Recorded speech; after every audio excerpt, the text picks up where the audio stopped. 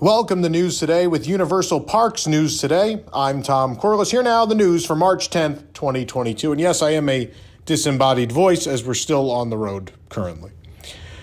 Since our last update, construction at Universal Orlando's newest theme park, Epic Universe, is moving along. Thanks to new aerial photos from @BioReconstruct on Twitter, we can take a look at the current progress. Here's a wide aerial look of Shingle Creek. The Epic Universe site is at the top center of the photo. Here's a closer look at the construction of Yoshi's Adventure in Super Nintendo World.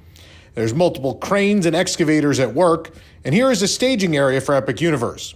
Blue tarps are covering the track for Yoshi's Adventure. Here's a close-up of another area where workers are testing exterior materials in the sunlight. This is a test common in theme park construction to see how specific materials look, when they're outside. Here's a look at the current construction progress of Donkey Kong in Super Nintendo World. More foundational elements have taken shape, and here's an overview shot of Super Nintendo World, and an even wider one. The pole at the bottom center of the photo is tentatively where the entrance to Epic Universe will be, and the pole on the right side signifies the center of the theme park. Epic Universe at Universal Orlando Resort is expected to open by summer 2025. Prime parking at Universal Orlando once again costs $60, raised from $50. General parking is still just $27. Bus and RV remains at $32. And prime parking was initially raised from $40 to $50 just a year ago and then raised to $60 in December for the holiday season before dropping back down. A while back, we reported that construction walls have been erected in the Kids Zone area of Universal Studios Florida, but now the walls have been moved to another part. Decorative posters from Universal movies adorn the walls. Attractions remain open, and the walls have directories to help guests find their way around them. The area in front of animal actors on location that was previously blocked off is now accessible to guests. Again, no attractions are closed, and we suspect the construction of Kids Zone relates to refinishing the pavement. Two new stars for Bill Davis and Mark Woodbury have been uncovered on the Hollywood Walk of Fame at Universal Studios Florida. Bill Davis retired as president and chief operating officer of Universal Orlando Resort earlier this year. Mark Woodbury has been promoted to chairman and CEO of Universal Parks and Resorts after Tom Williams retired. Tom Williams already has a star nearby. In January, Sahara Traders at Universal Studios Florida was given a makeover to be a classic monsters tribute store while Revenge of the Mummy is closed. A character artist is now available in the store to turn you into your favorite Universal monster. The examples on display show people as a mummy, Dracula, Wolfman, and the Bride of Frankenstein. The characters are $35 plus tax per person.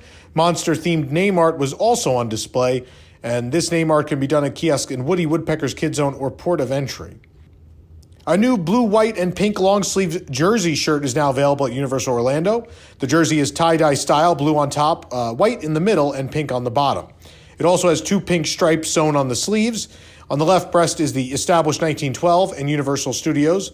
Universal is surrounded by pink sparkles, and Studios is in white script with pink sparkles underlining it. A larger version of that text with sparkles is across the back of the shoulders. It costs $57. "Arrest me," a drunk British tourist yelled multiple times to an Orlando police officer at Universal's Volcano Bay. And so the police officer obliged. It's the latest example of a theme park guest behaving badly as James Stewart Evans, a 37-year-old from Bristol, England, was arrested on February 4th. Evans was also accused of injuring the police officer. Here's how it all started according to the arrest affidavit.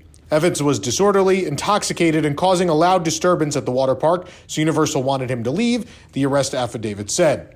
Evans was acting out in front of guests who watched the scene unfold. An Orlando police officer was escorting him out of the park while Evans kept shouting, "Arrest me." Officer Rivera then verbally told him that he was under arrest, the arrest affidavit says. Evans fought back according to the report. Officer Rivera grabbed Evans' left arm and he pulled away from the officer's grip. Officer Rivera reached over Evans' right shoulder in an attempt to escort Evans to the ground. Evans pushed Officer Rivera's right arm away, causing injury to Officer Rivera's right arm. Rivera reached for Evans' legs, grabbed them, and he caused Evans to lose his balance and fall to the ground. While on the ground, Rivera was attempting to secure Evans with handcuffs. However, Evans was resisting and obstructing Rivera's efforts to place him under arrest by moving his arms away from her grasp. After a short while, Officer Rivera was able to secure Evans with handcuffs.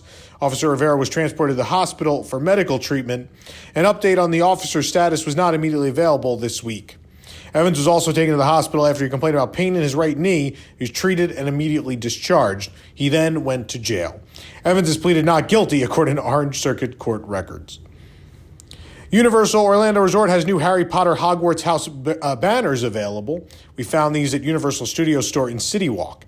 Each banner is the corresponding house's main color and features crests of symbols in the center.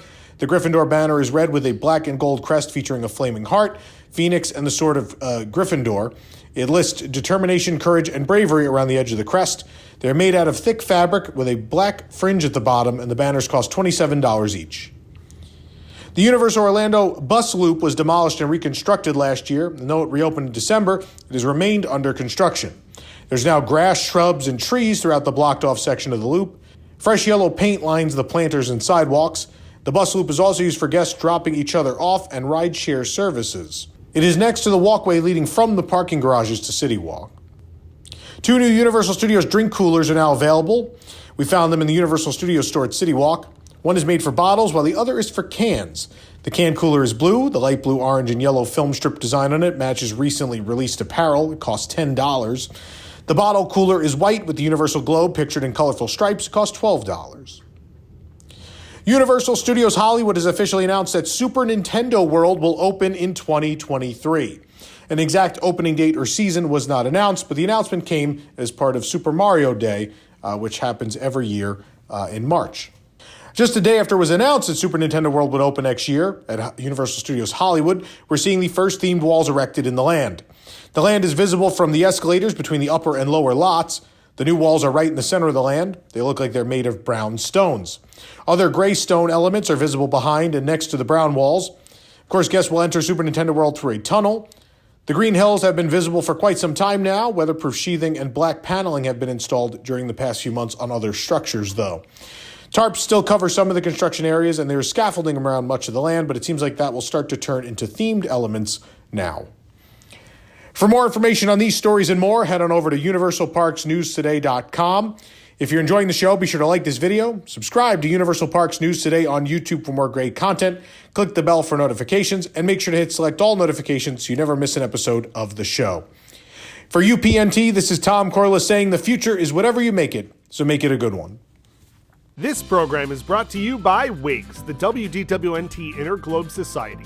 Support WDWNT to get early and exclusive access to content you can't find anywhere else, including exclusive post shows for WDW News Tonight and Park Center, exclusive programs including our retro riffing show, Ride Rehab Watches, bonus episodes of Club 22, and a monthly Zoom with Tom, access to our Discord community, and much more, starting at just $2 a month. For more information, visit patreon.com/WDWNT or visit WDWNT.com and click the Patreon link. Join WIGS and unlock even more WDWNT.